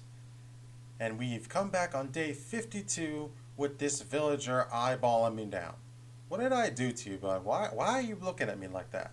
Why are you looking? Okay, that's what I thought. Okay, what do you want now? Okay, these villagers are just like looking at me all weird. Yes, I understand. I have an elytra. What are you gonna do about it? Nothing. Okay, let me be. For day 53, I just AFK'd at the Iron Golem farm. I was probably eating dinner at this time, so I just decided to AFK at the Iron Golem farm just to get a little bit more iron than what I have now. For day 54, I rerolled a new sword to have fire aspect, and fortunately it was just fire aspect. So, but I equipped these two, and now I have a smite 4, knockback, looting, mending, and fire aspect 2 diamond sword. Getting pretty along with this diamond sword that I got. So all that's missing is another smite 4, and then we can have smite 5. Also decided that it was time to make a different version of an iron farm. So I went to my shepherd here to collect 2 more beds, and I also went to go collect some more carrots because I'm going to need these for the villagers that are in the iron farm. So instead of 3 villagers that we're going to have at least 5. Because there's 2 different ways you can make an iron farm. You can make it with 3 villagers and a zombie, or you can have 5 villagers, because I guess they gossip among each other, and you can use that to also spawn in an iron golem, and it works just as easy as that. But I got a little bit distracted by my mob grinder, and it kind of seems like it's actually working a little bit more.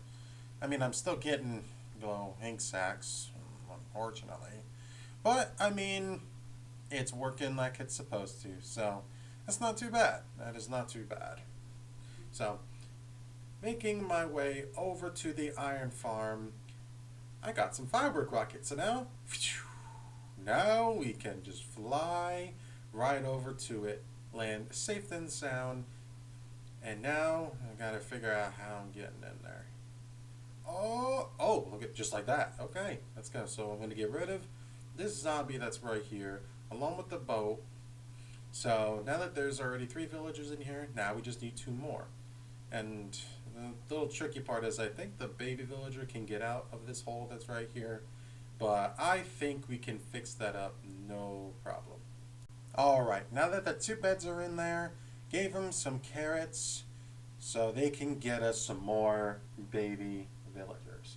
Pretty sure I'm going to need a little bit more, but hopefully that's just enough to get the process going. For the next day, I went to see if there was another villager in here, and nothing has happened. Okay, so I don't know if he maybe fell off. Oh no, he's right there. He was just hiding within the own villager. Okay, so we just need 1 more, and then a new iron farm can be produced. Sure, I'll say it like that. Why not? So with more carrots in hand, I swiftly just made it right through that, and then I just gave them all the carrots and let them get to business, I guess. Oh, wait. Is it happening already? It is not. I don't like the way that guy's looking at me. Okay, I'll leave you guys be, but I better see another baby villager here. So after leaving the iron farm, I went to go see how the other villager that is over here during the raid farm is doing. It seems like he's doing okay. I mean, there's really not much to do but just to sit in a small cage and, for the rest of your life. But anyway, seems like he's doing good. He's got his own workstation, so he's getting to work. So, and look at our small little area that we have made so far. I mean, it's not the best, but I mean, it'll hopefully get better within the time going. So now we're just going to chop down trees to collect enough wood as much as possible. Especially because now I have an efficiency 4 axe. This is going by so much smoother. Smoothly. Before ending this day off with some nice well-rested sleep, I went to go check on the villager, and there is 1, 2, 3, there is now 5 villagers in here. So when that little guy grows up, we'll have our own personal iron golem in there. And hopefully this method is a lot quicker, but we'll soon find out. And while also taking a bow shot at the iron golem, taking just about half of my health, which would make sense because I do not have the full piece of the chest plate of the protection 4. So this was a little close call right there. The end of the night. For the entire day of day 56, I'm going to absolutely make this iron farm area a little bit better. So instead of it looking like this, it is going to turn out to be like this. So it's a little bit simple. You know, the iron golem falls down. It's like just like how it was when it was collected up top. Basically, he falls down. He gets pushed by the water into the lava right there. And, you know, it just looks a lot cleaner. And, you know, not a big cobblestone box that he just falls into or anything. So I feel like this could be a lot better than the original way it was set up. But, I mean, it looks good, and that's really all that matters. For days 57 through 58, I started work on building a house. I need a house, basically just to store all my stuff in, but I'm just tired of seeing my chest just lay down right there on the floor, absolutely a mess. So, need to make a house so that way it's like all nice and organized and all of that fun stuff. So, I don't want to bore you with the rest of the details. I will just show you how the house is going to look after it is all said and done. And there is the complete work. It's just basically like a big box area that's got a bunch of storage and an enchantment set up over there with a bunch of other stuff. I mean, it's basic. It's nothing too crazy like how it was in my original hardcore world. So, it's just to get me by right now. I might make it a little bit nicer 200 days, maybe, possibly, maybe, but it looks good for right now. For the beginning of day 59, to see how well the iron farm is doing, and my word, over a stack already? This is working a lot better than I anticipated that it was going to be. So that is for sure a win right there with just fixing up the iron golem farm just so it looks a little bit nicer, and, you know, why not? It looks good. It looks good. It's working out pretty well too. And then right after that, I began messing around with some of my librarian villagers just to see if I can get any more book trades that are official to me to getting some more, you know, work done. And unfortunately, I was only able to get this guy to sell me Sweeping Edge 2. So I bought 2 of them so I can make Sweeping Edge 3 for my sword. And unfortunately, that was the only good thing I got out of this entire day, was 2 Sweeping 2 Edge books. Yeah, I hate villagers so much. So much. On the morning of day 60, I was back at it again, getting more books for better trades, and then, you know, this took me quite a while to get the books that I needed, so I just plopped down 2 lecting tables that doubled the process, and this guy right here, he sold me an Unbreaking 1 book. Not the best, but it's Unbreaking, so now I finally have a Unbreaking villager. And here's the funny part. So I was switching around some more trades too, and look at this guy. He sold me Sweeping Edge 3. Gee, that could have came in handy when I needed Sweeping Edge 3 instead of Sweeping Edge 2. I swear, villagers, they're absolutely the worst. Like, whenever you're trying to get the one trade that you just need, and then they just give you garbage. Garbage, garbage, garbage. Absolutely 100% hate villagers. And finally, after trade after trade after trade, this guy finally sold me Feather Falling 4, which is the only thing that I'm missing for my boots. That took basically the entire day of day 60 just to get the trades that I need. Oh, and I forgot to mention, I was able to actually get 7 emerald blocks from all the trading that I've done in the past. So, luckily now these emeralds are finally coming into play. And there we go. Purchased 1 feather falling book. Now I don't need that guy anymore. Unless for whatever reason I die, but that's impossible because if I die, I lose the world. So, just gonna pop those immediately on my boots, wherever it may be. There it is, and there we go. Now I have the best boots in the world. So after getting all that, I did massive amounts of trading. Didn't really want to show you guys that because I feel like you've already seen it plenty of times enough.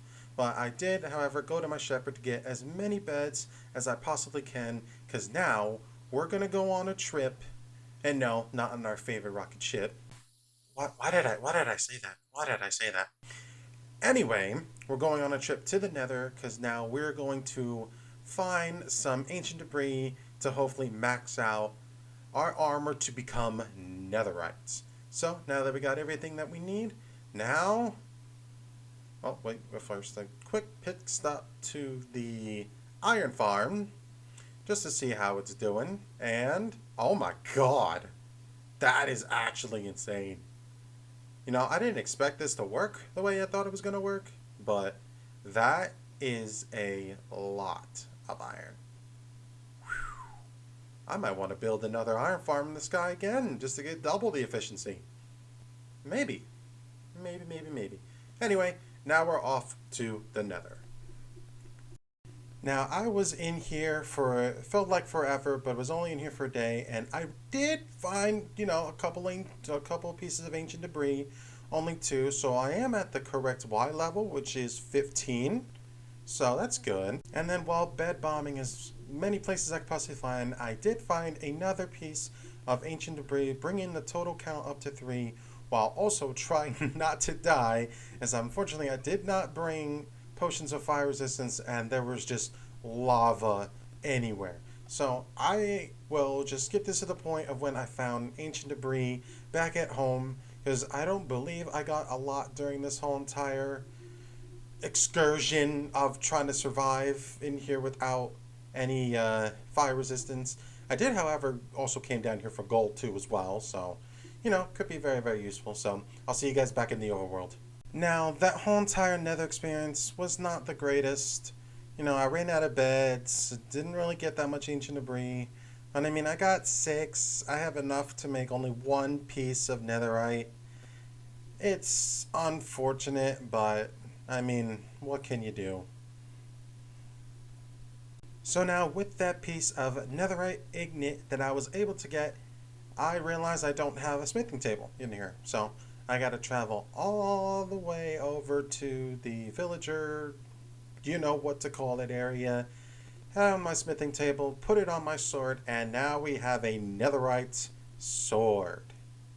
Let's go. I wanted to get more, to get all of my armor and tools fully maxed out to be netherite, but yeah, that nether was absolutely ridiculous to find netherite.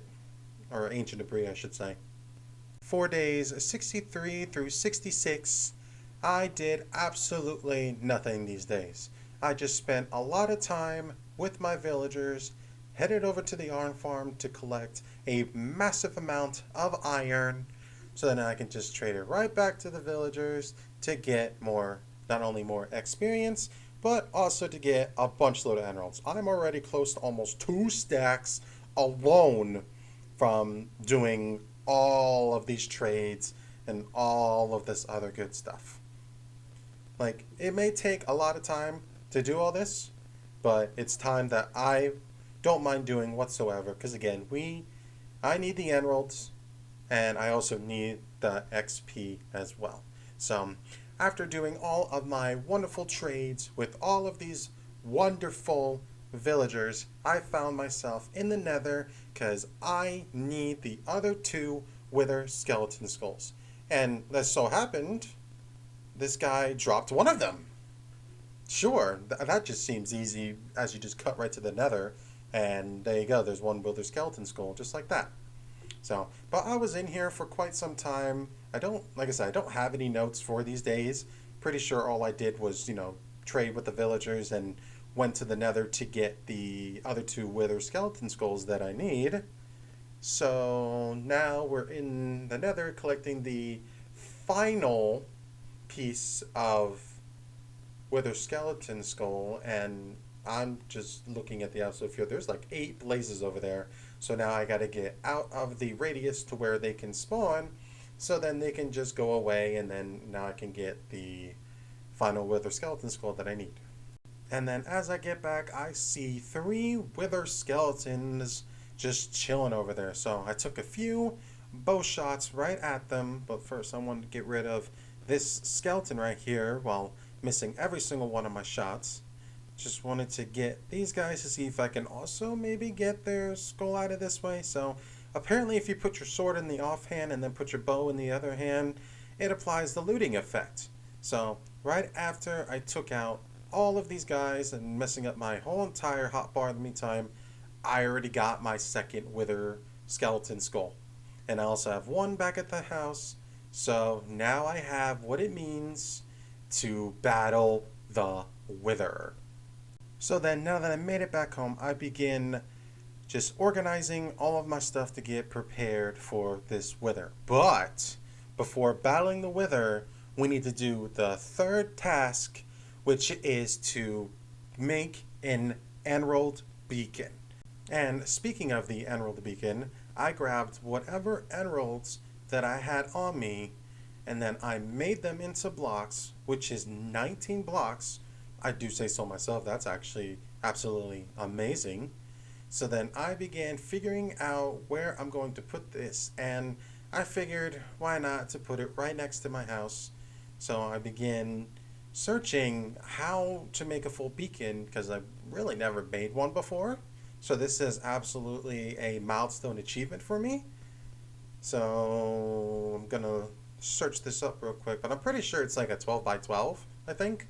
And then it just rises up more, I believe. I might be wrong. Probably going to end up looking this up after and then fixing this whole entire thing. But for right now, we just need to focus on getting emeralds. So for days 67 through 99, that's right folks, this is going to be a long one. This is where we need to get everything all organized and ready, because I'm tired of villagers just like clooping up in this area, making everything absolutely confusing. So we need to make a villager hall for them, so I'm not sitting here scoping around what's what and everything. So right now, just figuring out a way for me I'm thinking right now, sorry. I'm just trying to figure out a way to get them across without having them to intertwine and then making everything an absolute mess. So this requires an absolute lot of minecarts, lots of rails and everything. So just gonna do a montage of me building the entire villager hall area, and then I'll see you guys when it's done.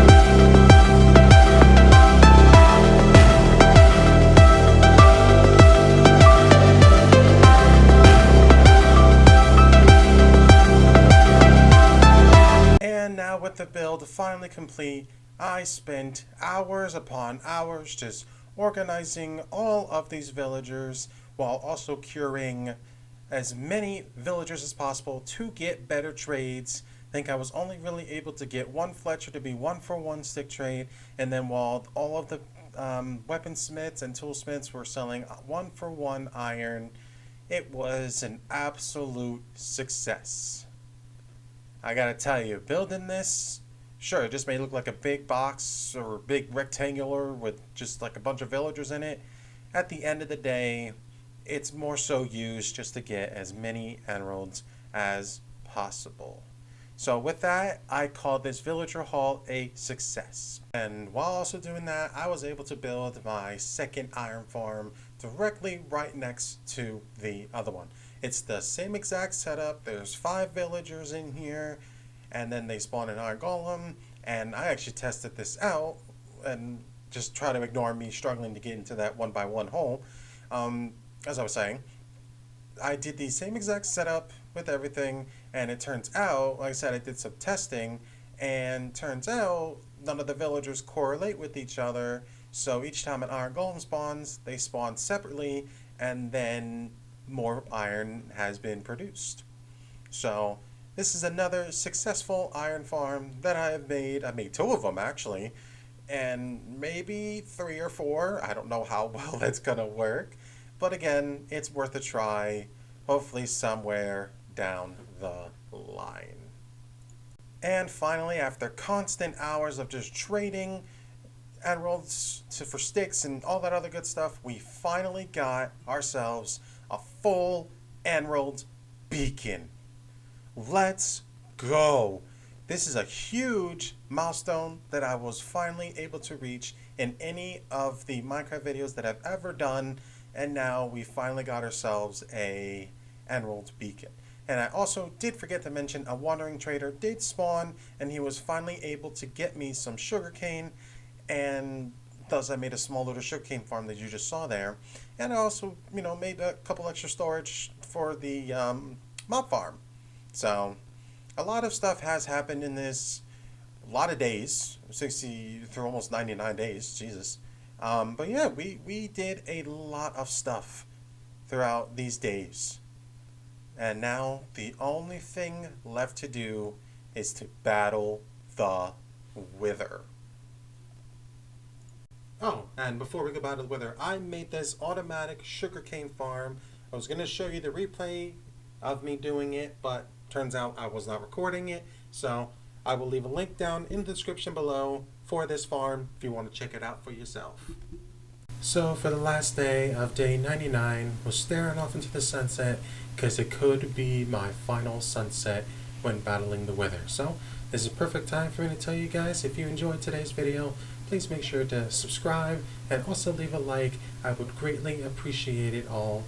Now for the final battle with the Wither. So then, now that I had my elytra, it was quick and easy to get over to the stronghold. Very, very quick. Because I already set up the Wither spawning area in the end just for an easier battle, instead of doing it on like a super flat land where then I have to repair everything now. So we are just going to head right over to this stronghold, hop in the end portal, and then fly right over to where the Wither is and begin the battle.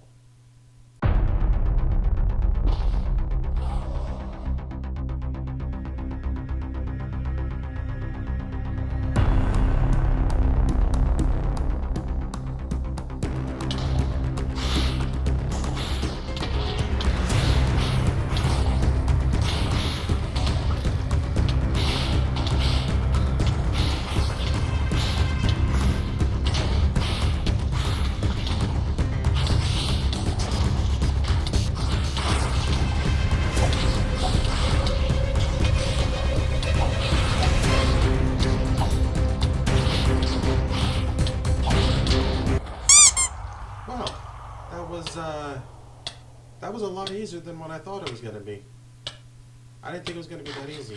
I thought this boss was supposed to be very, very hard, but I guess when you're fully maxed out gear, it's kind of a lot easier to do so. But in the end, long run, we got ourselves the Nether Star. And I guess the weather killed a Enderman because I got a Wither Rose from it. So that's cool. So now that we are finally back in the overworld, back at home, I finally got to celebrate my achievement with the villagers. Not like they didn't really care, because they just looking away at me and really didn't want to congratulate me on defeating the Wither. You know what? Fine. They don't have to. I did that achievement all by myself.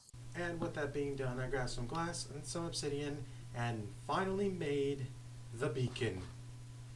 Which first I need to go back in the house and grab either a diamond, emerald, or gold, or iron, anything. Well, I guess I'll grab a diamond. Why not? So now we are finally going to put this on our very first emerald beacon, just like that. And there we go. Bring home the beacon. And now with this beacon, I'm going to put a diamond in here, give myself strength 2 and regeneration. Boom. There we go. And there you go, ladies and gentlemen. That is 100 days in Hardcore Minecraft Superflat. Hope you guys enjoyed, and I will see you guys in the next one. See you later.